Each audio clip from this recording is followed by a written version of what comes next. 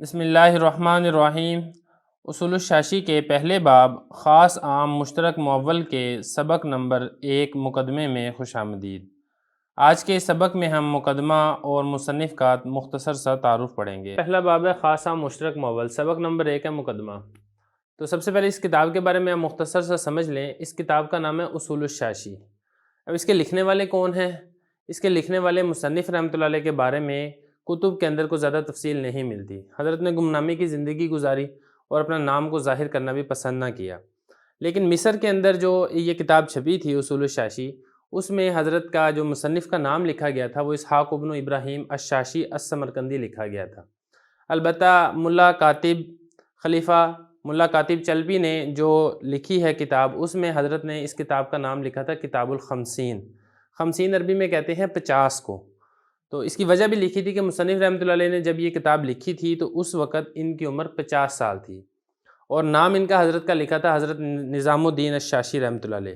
تو پھر وہاں سے بعض لوگ اس کو کتاب الخمسین کہتے تھے، اور بعض لوگوں نے حضرت نظام الدین الشاشی رحمۃ اللہ علیہ کے نام کی نسبت سے اس کا نام بھی اصول الشاشی تحریر کر دیا۔ تو بہرحال یہ کتاب جو مشہور ہے یہ اصول الشاشی کے نام سے مشہور اور معروف ہے۔ اس کتاب کے اندر ہے کیا؟ اس کتاب کے اندر جو ہماری فقہ ہے، فقہ کس کو کہتے ہیں؟ فقہ کہتے ہیں احکام شرعیہ کو، یعنی فرض ہے، واجب ہے، مستحب ہے، حرام ہے، حلال ہے، یہ جتنے احکامات ہیں، یہ احکامات قرآن و سنت سے جن کو نکالا جاتا ہے، ان احکام شرعیہ کو کہتے ہیں فقہ۔ اب یہ جو فقہ ہے اس کو نکالنے کے لیے خاص اصول ہوتے ہیں۔ یہ اصول بھی کوئی الگ سے نہیں بنائے گئے، بلکہ ان اصولوں کو بھی کتاب و سنت سے، قرآن مجید سے، احادیث سے، اقوال صحابہ سے ایک اصولوں کو مرتب کیا گیا ہے۔ ان اصولوں کے ذریعے سے پھر قرآن و سنت سے احکام شرعیہ کو نکالا جاتا ہے۔ ان اصولوں کو کہا جاتا ہے اصول فقہ۔ اب یہ جو کتاب ہے اصول الشاشی، یہ اصول فقہ کے موضوع کے اوپر ہے۔ اس کتاب کے اندر ہم نے انشاءاللہ جو فقہ حنفیہ کے جو اصول ہیں فقہ کے، وہ ہم پڑھیں گے۔ باقی کون کون سے اصول ہیں وہ انشاءاللہ ساری تفصیل وہ آگے آئے گی۔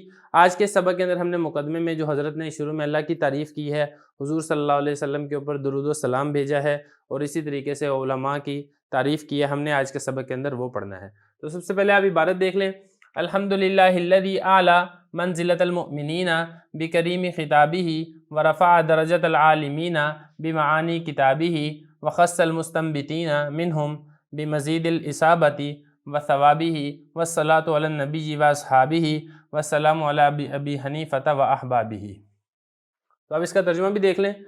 تمام تعریفیں اس اللہ کے لیے ہیں جس نے بلند کیا ایمان والوں کا مرتبہ بکریم خطابہ، اپنے عزت والے خطاب کے ساتھ، اور بلند کیا علماء کا درجہ اپنی کتاب کے معانی کے ساتھ، اور خاص کیا استنباط کرنے والوں کو ان میں سے درستگی کے اضافے کے ساتھ اور ثواب کے اضافے کے ساتھ، اور رحمت ہو نبی پر اور اس کے صحابہ پر، اور سلامتی ہو امام ابو حنیفہ پر اور ان کے محبت کرنے والوں پر۔ تو یہ اس کا ترجمہ ہے۔ تو سب سے پہلے مصنف رحمۃ اللہ علیہ نے اللہ تعالیٰ کی تعریف کی ہے۔ تو باقی اس کے اندر تفصیل وہ لمبی چوڑی ہر کتاب کے اندر ہی آپ کو ملے گی کہ مصنف نے اپنی کتاب کا آغاز تسمیہ کے ساتھ کیوں کیا، اپنی کتاب کا آغاز حمد کے ساتھ کیوں کیا۔ ہم اس تفصیل کے اندر نہیں جاتے، ہم نے صرف عبارت حل کرنی ہے، اور جو مسئلہ آئے گا کتاب کے اندر ہم نے انشاءاللہ وہ حل کرنا ہے، اور اس کے اندر بھی ہم نے زیادہ جو اضافی باتیں ہیں وہ ہم نے نہیں کرنی، صرف ہم نے نفس کتاب تک رہنا ہے۔ نفس کتاب کے اندر جو دلیل ہوگی، جو اختلاف ہوگا، جو دیگر فقہا کا، دیگر ائمہ کا قول ہوگا، ہم انشاءاللہ اس کو مکمل حل کریں گے، لیکن کتاب سے ہٹ کر جو تفصیل ہوگی ہم انشاءاللہ اس کی طرف نہیں جائیں گے۔ تو سب سے پہلے آپ دیکھ لیں اس کا کیا مطلب ہے۔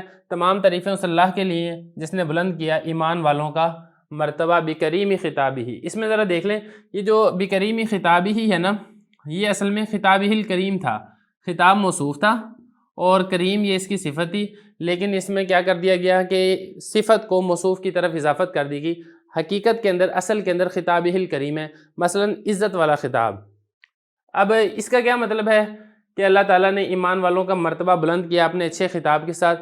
اس میں مطلب یہ ہے کہ دیکھیں قرآن مجید کے اندر اللہ تعالیٰ نے جہاں پر ایمان والوں کو مخاطب کیا ہے، اسلام والوں کو مخاطب کیا، تو بڑے اچھے الفاظ کے ساتھ مخاطب کیا، یا ایھا الذین آمنوا، اس طریقے سے جو اچھے الفاظ ہیں، عزت والا خطاب ہے، ان کے ذریعے سے اللہ تعالیٰ نے ان کا مقام اور مرتبہ بلند کیا ہے۔ لیکن جہاں پر کفار کا تذکرہ ہے یا منافقین کا تذکرہ ہے، تو وہاں پر اللہ تعالیٰ کا جو اسلوب ہے قرآن مجید میں وہ ڈانٹنے والا ہے، وہ ایک عزت دینے والا خطاب نہیں ہے کہ مخاطب کو کسی عزت کا احساس ہو۔ تو یہی بتایا کہ ایمان والوں کا مرتبہ بلند کیا ایک اچھے انداز میں ان کو مخاطب کرنے کے ساتھ۔ اور اس کے بعد آگے فرمایا کہ علماء کا مرتبہ بلند کیا بمعانی کتابی ہی، اپنے کتاب کے معنی کے سمجھانے کے ساتھ، یعنی کتاب اللہ ہے یا سنت رسول ہے، اس کے جو معانی ہیں، اس کا جو مفہوم ہے وہ علماء کو آتا ہے، عوام الناس کو یا عام لوگوں کو تو نہیں آتا۔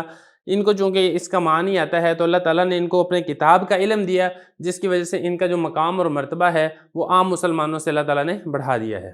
اس کے بعد آگے فرمایا وَخَصَّ الْمُسْتَنبِطِينَ مِنْهُمْ، اور خاص کیا ہے استنباط کرنے والوں کو ان میں سے بمزید اصابتی، درستگی کے اضافے کے ساتھ اور ثواب کے اضافے کے ساتھ۔ اس میں یہ سمجھنا ہے کہ مستنبطین کس کو کہتے ہیں؟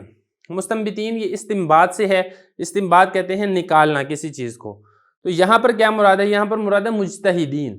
مجتہدین ان کے اندر اللہ تعالیٰ نے ایک خاص صلاحیت اور ایک خاص ملکہ رکھا ہوتا ہے کہ یہ قرآن مجید سے، احادیث سے، اقوال صحابہ سے جو احکام شرعیہ ہیں ان کا استنباط کرتے ہیں، استخراج کرتے ہیں، اصول فقہ کی بنیاد پر اصولوں کے ذریعے سے اس کو نکالتے ہیں۔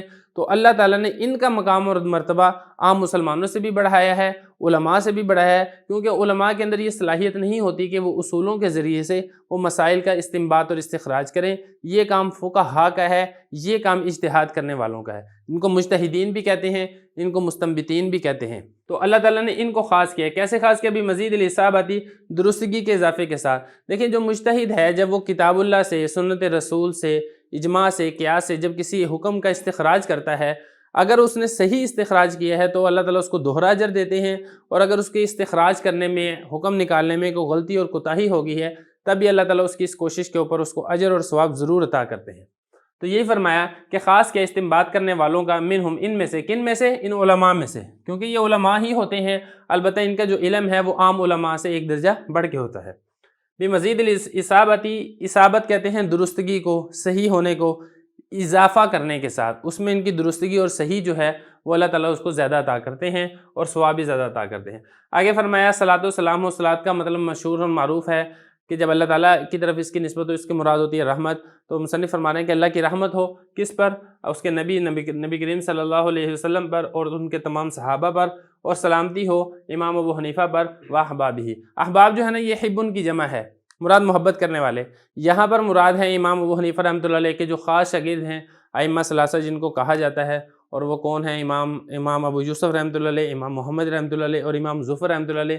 بلکہ اس کے اندر تمام وہ آ جائیں گے جنہوں نے فقہ حنفی کو امام ابو حنیفہ سے حاصل کر کے امت تک پہنچایا ہے، وہ تمام کے تمام اس کے اندر داخل ہو جائیں گے۔ تو یہ مقدمہ ہے، اس کے بعد ہم انشاءاللہ اگلے سبق سے اصل کتاب کو شروع کریں گے۔